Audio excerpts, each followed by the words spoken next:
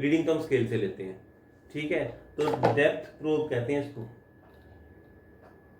ये देखो स्पेलिंग देखनी हो तो यहाँ से नोट कर लो, depth probe use to measure depth, okay. फिर इसके आगे लिखा हुआ है मेन स्केल।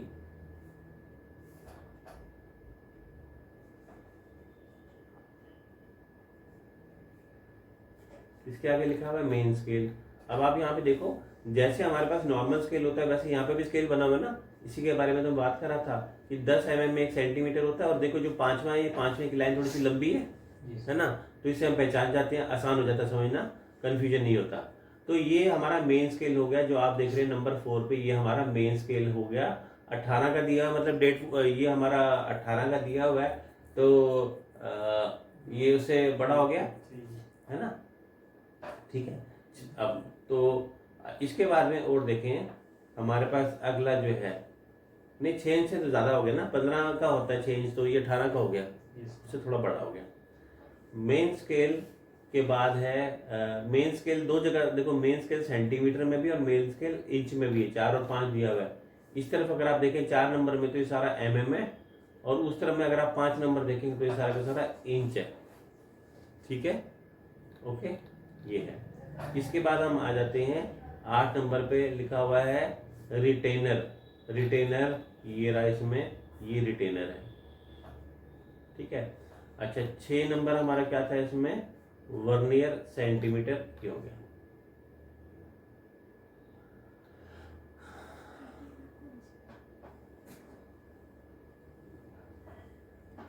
रिटेनर ये है, ये जो देख रहे हो आप, क्या होता है कि जब हम किसी मेजरमेंट को करते हैं ना, तो यहाँ पर ये टाइट करने के लिए होता है कि वो हिल ना जाए बाद में। जैसे हमने कोई मेजरमेंट कर ली तो फिर ऐसे ना हो कि हम नोट करते समय फिर से हिल गया तो बिगड़ जाएगी वो।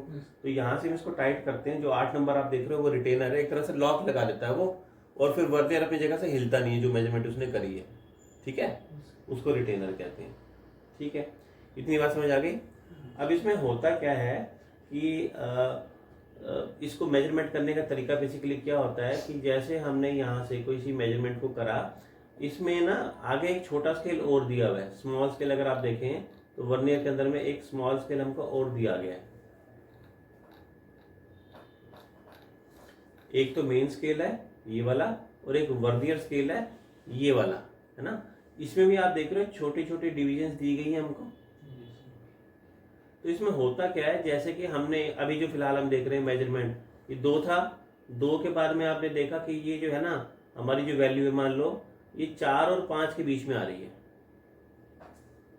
ध्यान से समझो इस बात को। हमारी मेजरमेंट अगर हम नॉर्मल स्केल के हिसाब से बात करें तो हमने जो इसकी मेजरमेंट करी वो 2.4 और 5 के बीच में आ रही है, ठीक, ठीक है। लेकिन अब 4 और 5 के बीच में भी हमें एक्यूरेसी जाननी है, तो यहाँ पर एक छोटा स्केल है। आप देख रहे हैं छोटे स्केल में भी हमारे पास 0 से लेके 10 तक के हिस्से किए हुए हैं। तो हम क्या करते हैं, इसमें जो है ना, जो इसके हिस्से किए हुए हैं, ये जो लाइंस लगी हुई हैं, इसके लाइंस को देखते हैं। इसकी लाइन के अंदर में कौन सी लाइन ऐसी है जो इसके साथ में मैच कर रही है, मतलब ये जो लाइन है ना, अलाइनमेंट देखते हैं इनकी, सीध में कौन सी आ रही है। समझे मेरी बात को। हम आगे बढ़ते जाएंगे, जहां तक हमें लाइन सीध पे ना मिले वहां तक हम देखेंगे इसको। मान लो मुझे इस पॉइंट के ऊपर में दोनों लाइन मैच करती दिखाई दे रही है 8 के ऊपर, ठीक है, ये 8 के ऊपर आ गई। तो एक इसका वर्नियर स्केल का लीस्ट काउंट होता है, लीस्ट काउंट होता है 0.05, ठीक है, फॉर्मूला होता है। तो ये 8 आ गई ना, तो 8 को आप मल्टीप्लाई कर दो लीस्ट काउंट से, मतलब 0.05 से, और वो वैल्यू हम इसके पीछे लगा देंगे। तो 2 पॉइंट क्या वैल्यू हो जाएगी, 2.8 इंटू 0.05, जो भी वैल्यू आएगी वो उसकी एक्यूरेट वैल्यू मानी जाएगी, ओके, ठीक है। वैसे आप इसको YouTube में देख लेना, इसके वीडियो नहीं समझ आएगा तो मैं आपको पूरा करके भी दिखा दूंगा, आसान है। लीस्ट काउंट होता है 0.05, हमने यहाँ से मैच करी, जो लाइन इसके साथ सीध में आ रही है हमने वो मैच कर ली। अगर 8 वाली मैच कर रही है तो हम 8 को मल्टीप्लाई करेंगे 0.05 से, जो वैल्यू आएगी उसको हम 2 के पीछे जोड़ देंगे और वही वैल्यू उसके साथ में आ जाएगी, ठीक है। अच्छा, ये तो हुई बात वर्नियर की। इसके बाद में अगला एक होता है माइक्रोमीटर। माइक्रोमीटर क्या होता है, अब कई चीज़ें ऐसी होती हैं जिनकी की मोटाई बहुत कम और ना के बराबर होती है। जैसे पेपर की बात करें, पेपर को हम किस तरह से मेजर करते हैं, पेपर की चौड़ाई को कैसे मेजर किया जाता है? कभी कोई यूनिट सुना है? पेपर को कैसे मेजर किया जाता है? पेपर की भी तो क्वालिटी होती है ना, कोई हल्का होता है, कोई भारी होता है, कोई मोटा होता है, कोई पतला होता है। तो उसकी क्वालिटी को कैसे मेजर किया जाता है? माइक्रोन्स में। ठीक है, उसको माइक्रोन्स में मेजर किया जाता है। इसके लिए हमारे पास एक इंस्ट्रूमेंट होता है, ये होता है ये माइक्रोमीटर कहते हैं इसको। इसमें क्या है, ये देखो डी के जैसे शेप है, बहुत कम थिकनेस की चीज़ों को मेजर करने के लिए हम इसका इस्तेमाल करते हैं। अब मान लो ये स्केल था, इस स्केल की मुझको इसकी मोटाई जाननी थी, मैंने यहाँ से लिया इसको और इसको लेके घुमाना शुरू किया।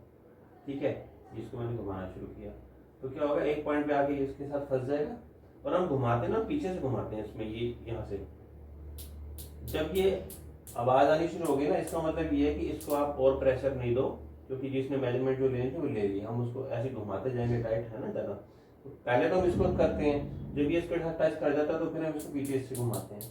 जब ये साउंड आ गई, इसका मतलब कि ये लॉक हो गया, इसको हमें और मेजरमेंट आगे घुसाने की जरूरत नहीं है। और इसमें भी क्या होता है कि यहाँ पर स्केल बना होता है, यहाँ पर अगर आप देखेंगे तो राउंड है ना, जैसे उसमें तो स्केल लंबाई में था, इसके अंदर गोलाई में स्केल है, इसके अंदर में आपको गोलाई में स्केल मिलेगा। तो यहाँ भी दोनों चीज़ें हैं। मैं देखता हूँ इसमें, अगर आपको मैं इसकी फिगर दिखा पाया तो